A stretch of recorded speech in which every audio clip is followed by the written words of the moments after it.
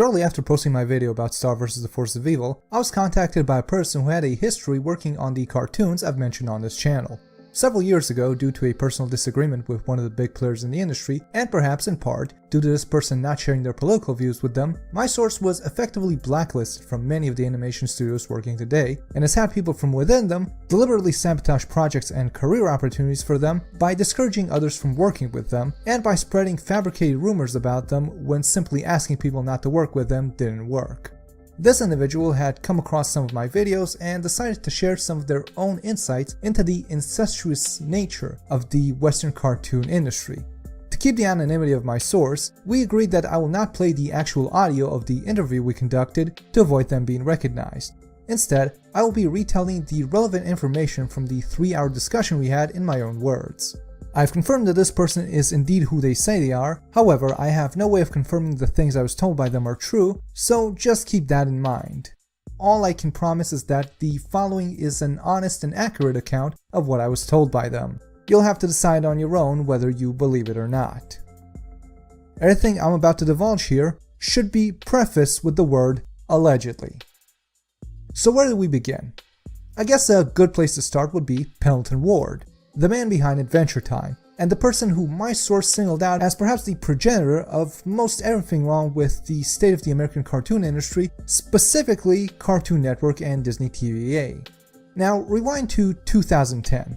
Ward's series Adventure Time has been greenlit by Cartoon Network. Now, he needs to hire a team he'd direct. But instead of hiring professionals, Penn decides he'll just hire his friends from CalArts, without bothering to test or screen them in any way.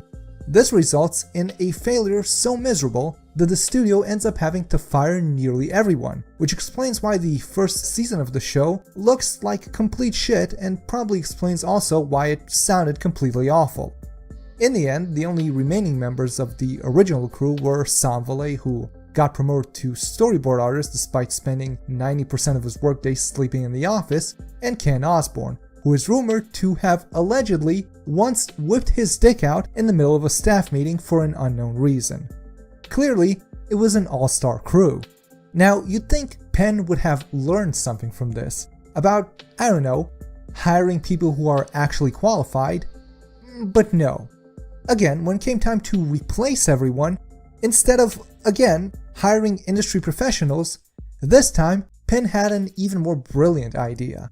He would hire comic artists and general artists from Tumblr who have a large following, hoping that their fans would watch his show and thus boost the viewership of Adventure Time. This, incidentally, is how Rebecca Sugar came to work in the industry. From here, things went from bad to worse, as, unfortunately for Ward, he's a complete pushover. He has no control over his employees and no real interest in gaining control over them. He focused more on throwing drawing parties at his house to make him seem cool and popular with his new friends than he did with, actually directing them and telling them how to do their job. To help him do this, Ward instituted a nearly supervision-free board-driven system of writing for the show. See, the system worked like this. The directors would give the storyboard artists an outline of the episode's plot, and then let them just do whatever they want. Whatever they want in this case meant that now, each storyboard artist, few of whom knew how to actually write in the first place, let alone while cooperating with other people, would each pull the plot in different directions, using the freedom allotted to them to write their own personal issues into the show and add more and more plot lines that the show ended up never actually resolving.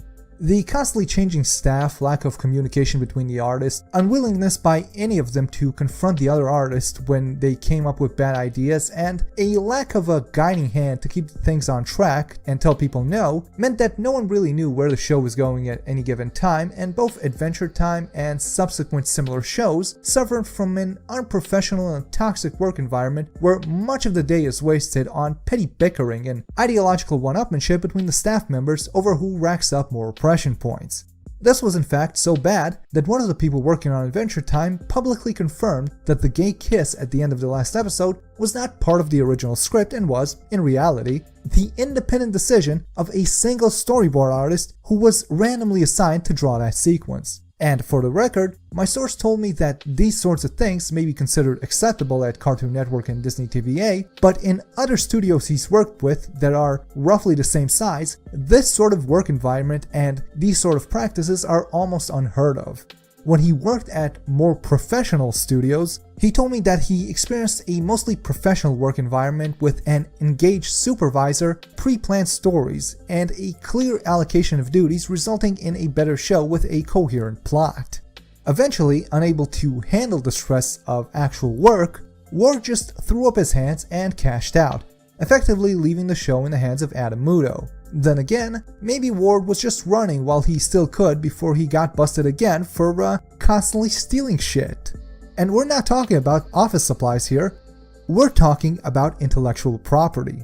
You see, Ward has some pretty sticky fingers when it comes to other people's ideas. And most of what shows up on Adventure Time is just stuff that he saw online and thought to himself, shit, that looks cool, I guess I'll take it. For example, the staring horse from episode 28 he ripped off directly from Kate Ban's Hark a Vagrant. And in fact, the show's entire art style is rumored to have been lifted from somewhere else, possibly an anime show called Kaiba, which explains why they had one of Kaiba's directors as a guest director of one of the episodes. But the greatest of these little heists, however, was the time he stole a character from a retarded child.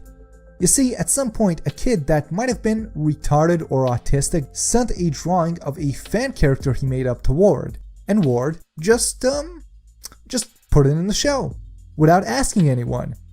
The studio eventually found out about this somehow, and scrambled to retroactively fabricate a character creation contest so they can announce this kid as the winner. Although the parents still found out, since they never entered anything into any contest and their kid couldn't have done it himself, so the studio ended up having to still quietly pay them off to avoid a lawsuit. Ironically enough, the character itself, Mimao, is very possibly a ripoff of Killer Queen from JoJo's Bizarre Adventure.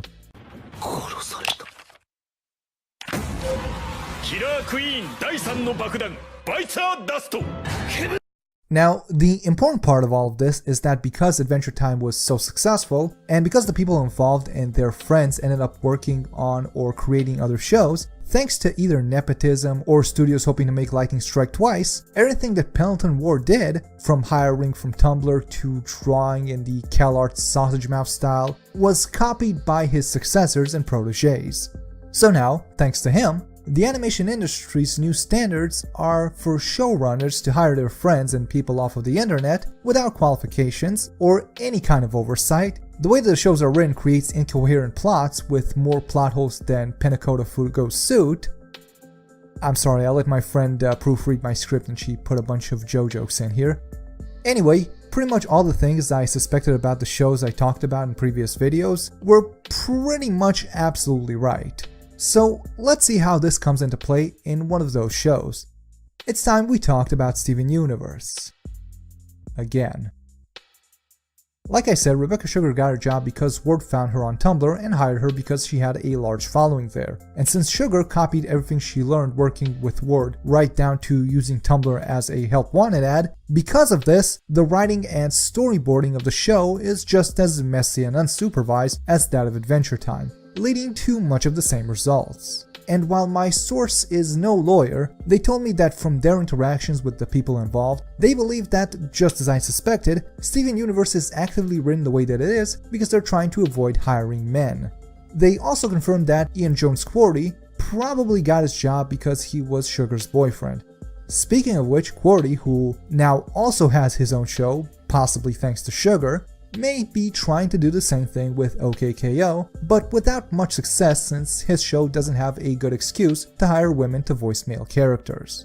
Now, in addition to confirming all the things I already know, my source did tell me a few other things that I think you'll find interesting. One aspect of the show that a lot of people were surprised I didn't touch on in my original video was the Steven bombs. The bizarre airing schedule where episodes will be aired in batches in between hiatuses, sometimes lasting up to 6 months. At the time, if I had brought it up, I would have assumed that it was the result of the crew being lazy and Cartoon Network having an awful management that can't keep their employees in line. But it turns out that that's not really the case. The Steven bombs exist to hide the show's abysmal ratings. See, it works like this. When the show was airing regularly, the ratings were bad and declining fast, and Cartoon Network knew that they'd be forced to cancel the show if it keeps up the way that it was. They also knew that firing the first female showrunner in their history and admitting that hiring women, hiring Sugar, was a mistake. That wouldn't be very progressive of them, and they didn't want to deal with the potential backlash.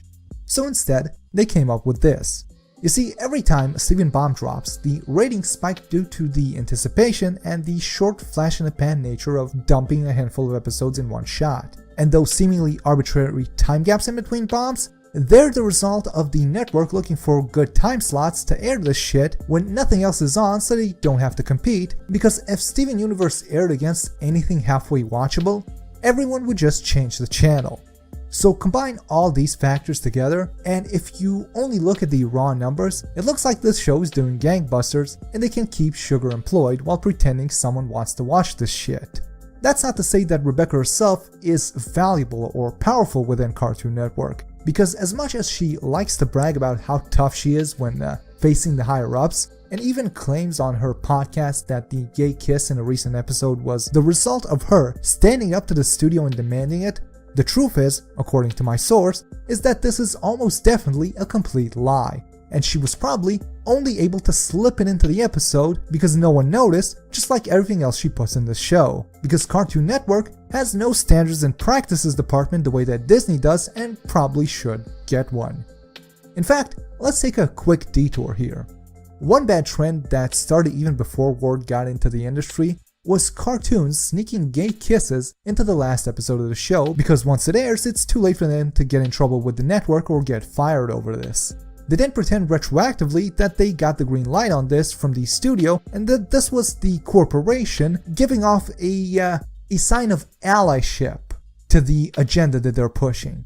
In reality, of course, like I said, in Adventure Time it was snuck in by one of the storyboard artists. The same is true with Legend of Korra, because Nickelodeon has a very small S&P department, and the creators even admitted that they slipped this under the radar. Disney's S&P division, by contrast, threatened to cancel an entire episode of Gravity Falls when Alex Hirsch tried to put a gay kiss in it, but he still managed to sneak it in, of course as usual, into the last episode.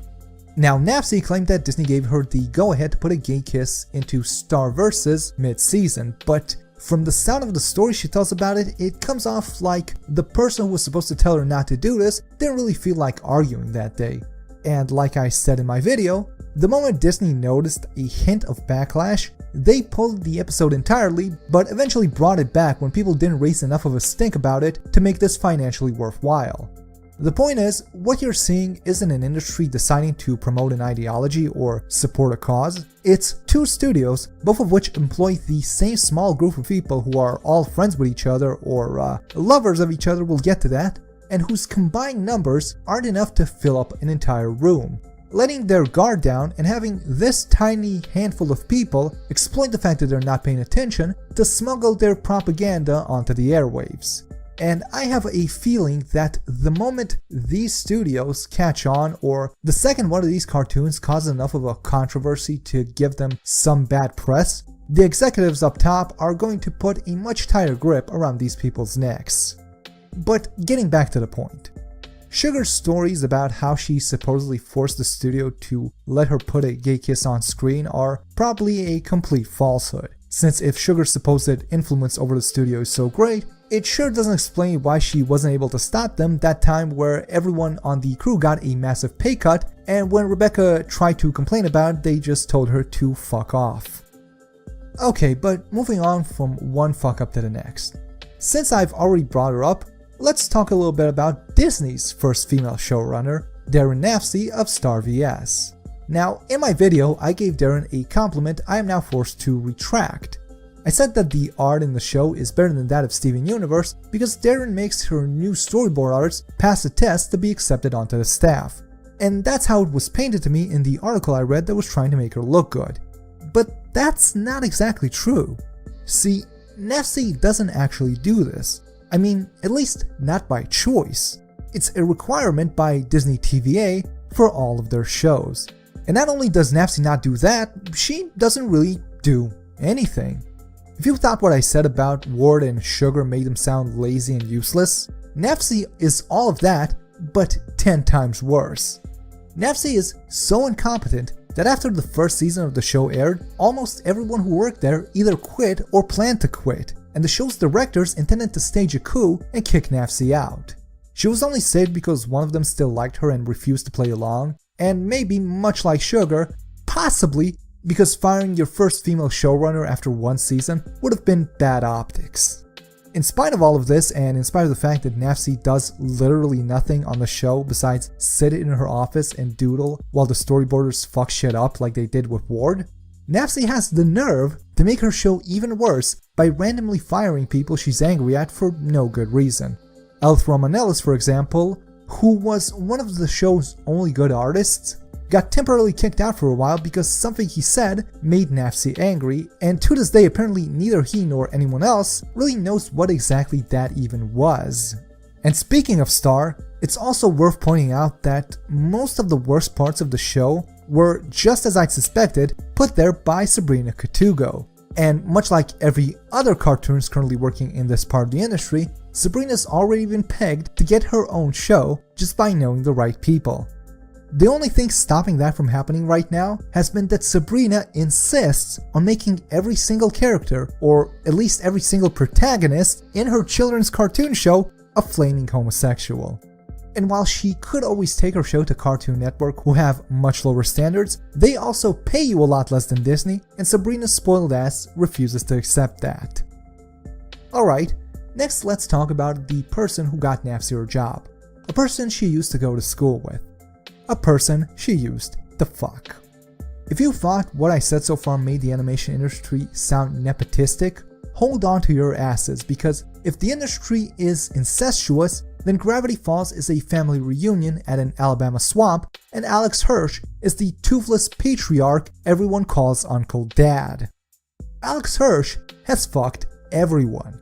He fucked Nafsi when they were in college, he fucked some cosplayer named Mancy D. Young, got bored, cheated on her with Dana Terrace, promoted Dana Terrace over and over despite her being one of the least experienced people working on Gravity Falls, and when Disney threw money at him to direct DuckTales, he accepted, but then fucked off to Fox anyway and handed the show over to Terrace, who he was already dating at the time.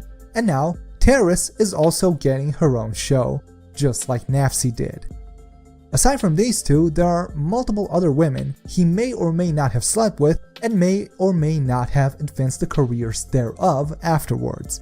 And what's interesting is that Nafsi said that Tom, the devil character in Star, is a composite of all her exes, so there's some Hirsch in there somewhere. Although, for the record, according to rumor, Nafsi still wants to fuck him.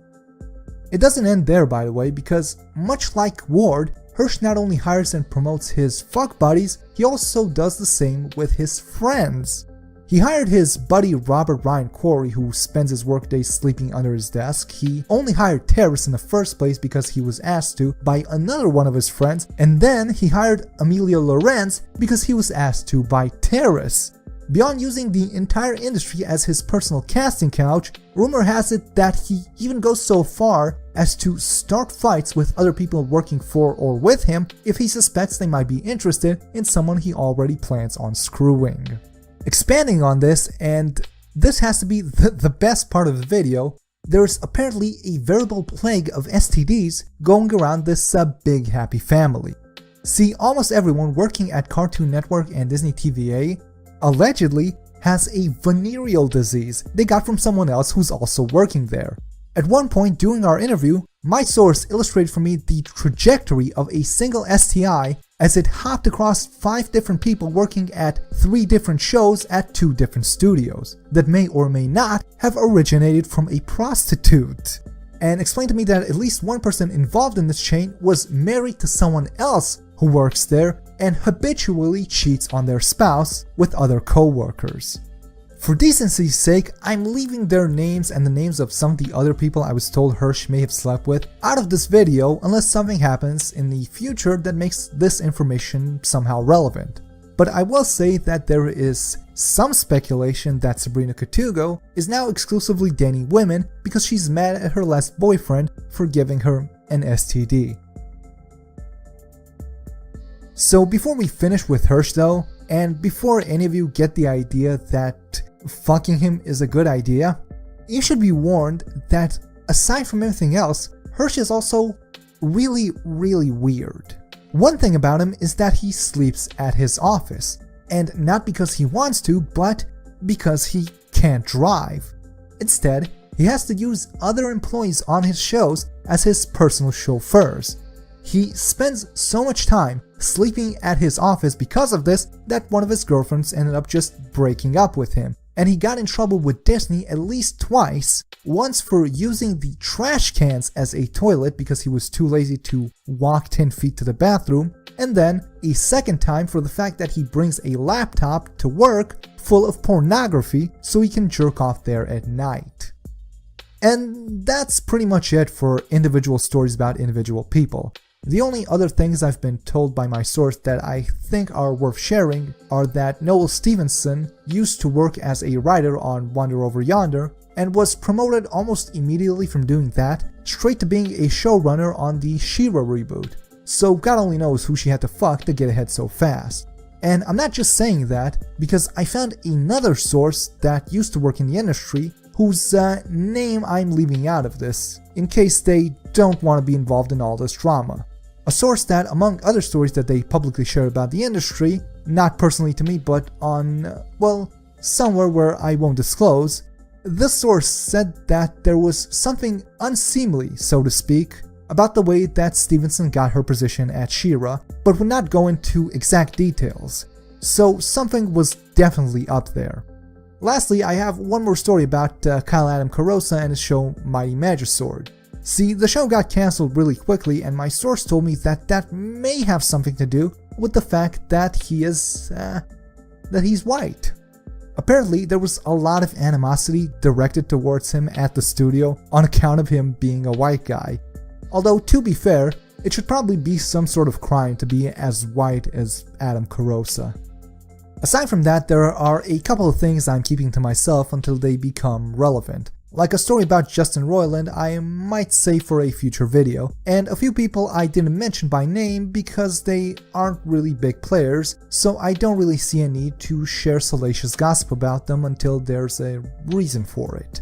So instead, let's talk about some more general problems in the industry. For example, a giant #MeToo style list that has been floating around behind the scenes. After some cartoons were exposed for being pedophiles and sexual harassers, and probably rightly so, a list started circulating among a close circle of like-minded members of the industry where women can add men they believe are sexual predators. Now, concerning as it is that anonymous accusers can slander people with no evidence behind closed doors using this list, I can't complain since I myself have said that I suspect that this industry is overrun with creepy sexual deviants. Rebecca. So I should at least be able to be a little bit forgiving towards this list thing if I were able to give it the benefit of a doubt that it's being used to out actual predators. However, I can't give it that benefit of a doubt because my source revealed to me that it is already being used by members of the progressive clique that's circulating it to smear innocent people as revenge for petty grudges that they're holding against them. Another problem is women in animation. I mean the organization Women in Animation, not well, maybe a little bit. Anyways, in recent years, the Animators Guild partnered with an organization called Women in Animation, WIA for short.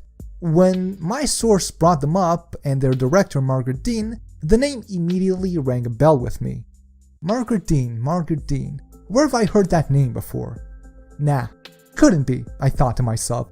So I went to Twitter and scrolled through my timeline just to make sure. And yep, lo and behold, there it was. I'd retweeted an email exchange only a few weeks ago that was posted by a black female animator from Indiana that she'd had with Dean. In it, she asks how this organization is going to help her get a job, seeing as how she pays them their membership fees. Dean answered by spending several months trying to brush her off and then insisting that she needed to move to LA and come to one of their group's social gatherings. Dean ignored every time this woman tried to explain to her that she can't do that and asked what she's even paying them for.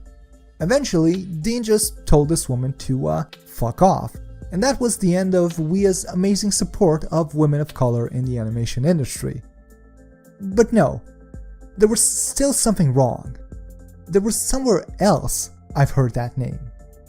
It's impossible, I thought to myself, but I had to be sure. So I go to YouTube and I look up that disastrous trailer of that new animation show that Crunchyroll is producing with the money that they stole from their users. That show that's based on an awful webcomic that's ripping off Little Witch Academia and Madoka. That show with a trailer that doesn't show any actual animation but spends its entire runtime bragging about how diverse the show's staff is because they only hire women, all of whom are, by the way, white. That show that has crazy Kate Leth working on it.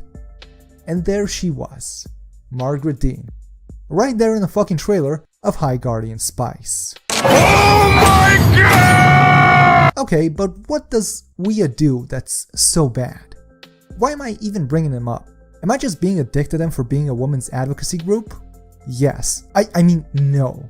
The issue with Wia is that, besides it being a useless organization with a free WordPress site which, much like Crunchyroll, with whom they've partnered, uses their membership fees for purposes other than the ones that they were intended for, like paying Anita Sarkeesian to come to some half-empty event instead of using that money to, let's say, find women jobs. Besides all of that, the problem with them is that they are actively trying to get people fired. Specifically, men.